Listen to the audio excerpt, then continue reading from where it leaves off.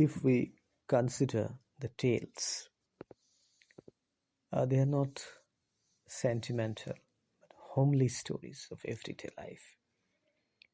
There are occasional moralizings indulged in by the storyteller, but as happens in a play, these comments are of the storytellers and not the poets.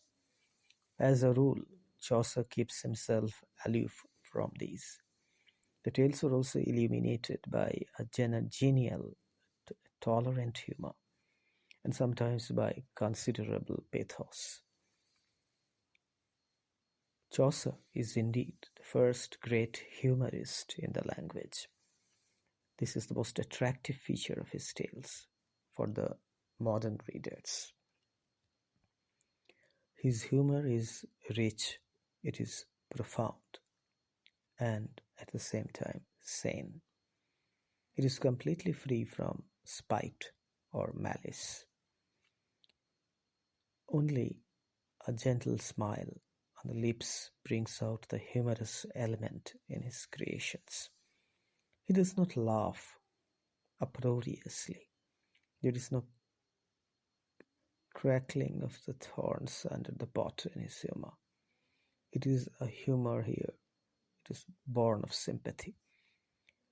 And thus we see the humor which may be found in all his poetry.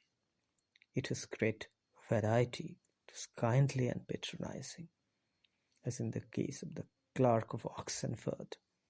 It is broad and semi-farcical in the case of the Wife of Bath. And it is pointedly satirical in the case of the Pardoner and the Summoner. Or coarse, as happens in the tales of the Miller, the Reeve, and the Pardoner.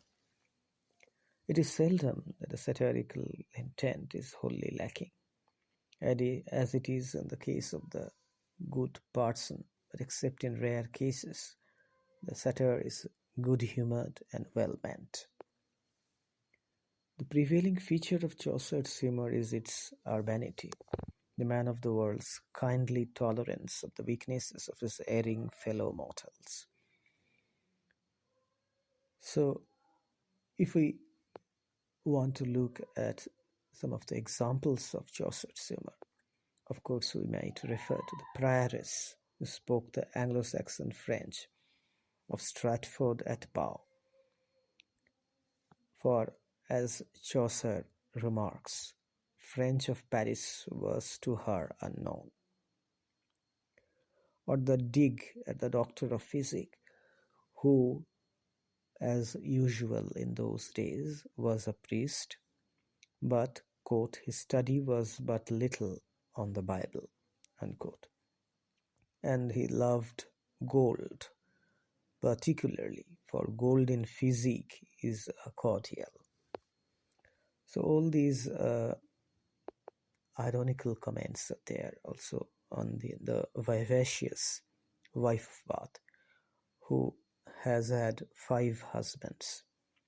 But as experience teaches her that husbands are transient things, she has fixed her mind on a 6th.